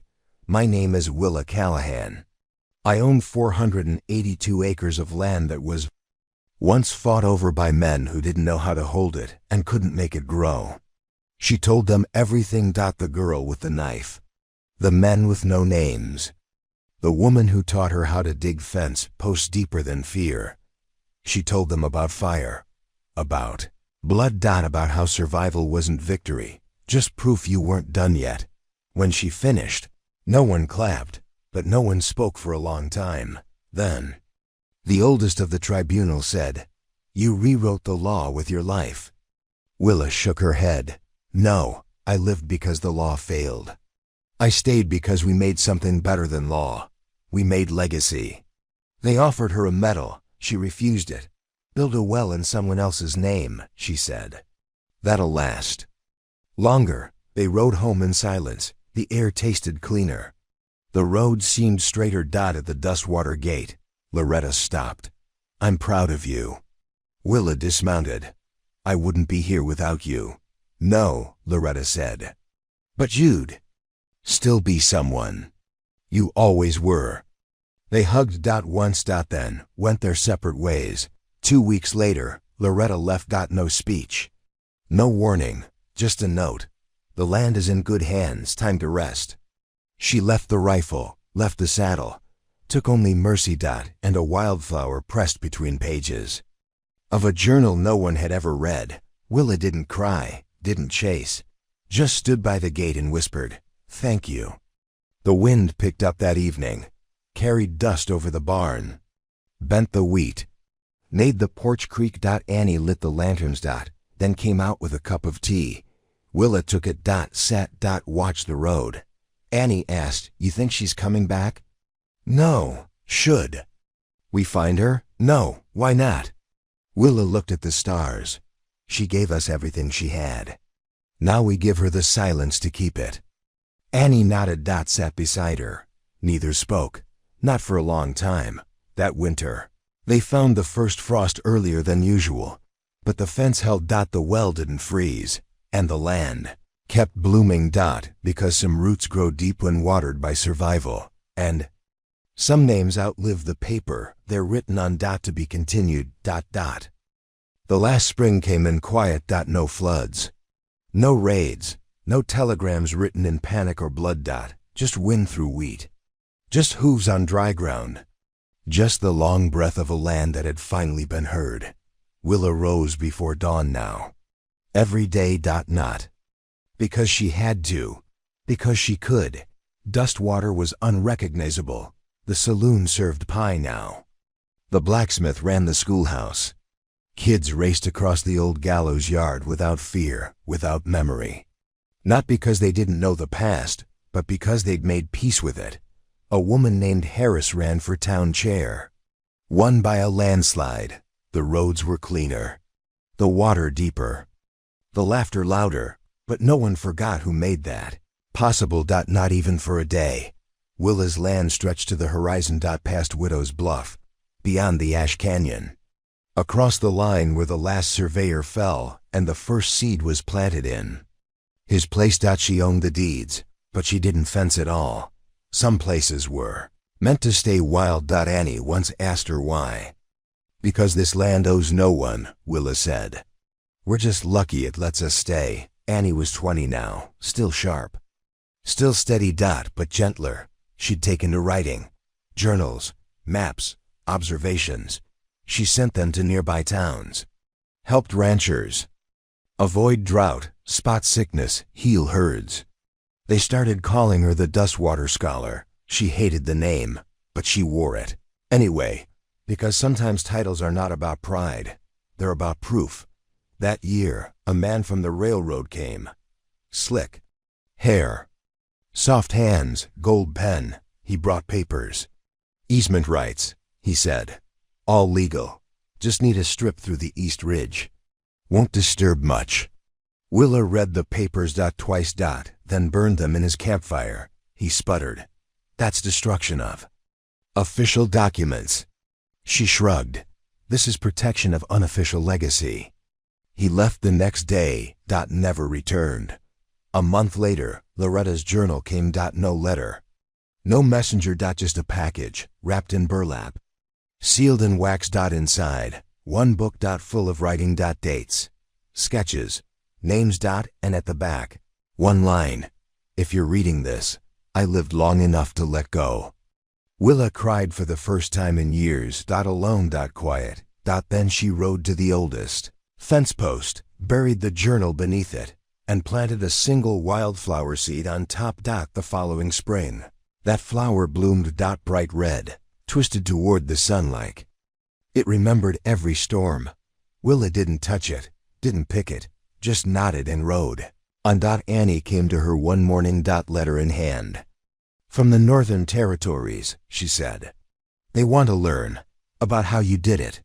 Willa read the letter, felt the old ache in her ribs, the one that warned her when change was coming.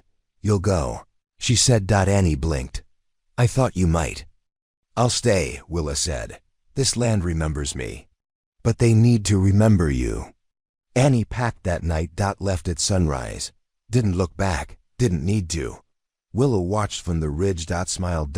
And whispered, "Make them listen. Seasons. Past, Years folded into each other like pages. Willa stayed. Built. Planted. Wrote. She taught children how to read brands, ride fences, and stand their ground. Not with guns, though that too, but with truth. She taught them legacy. And every year, on the same day, she planted a single seed by the oldest post. Every year, it bloomed. When Willa died, they didn't mark her with stone. They marked her with a fence post, rusted nail, single rope of barbed wire, and a wildflower in bloom. They carved her name the way she lived. Willa Callahan, not for sale, not for burying, just for growing Dustwater, remained. Not as a town on maps. But as a story on lips. As a line in journals. As a name whispered by the wind across red earth and blue sky. Because long ago, a girl was sold for a sack of grain. And became the woman who owned the sun.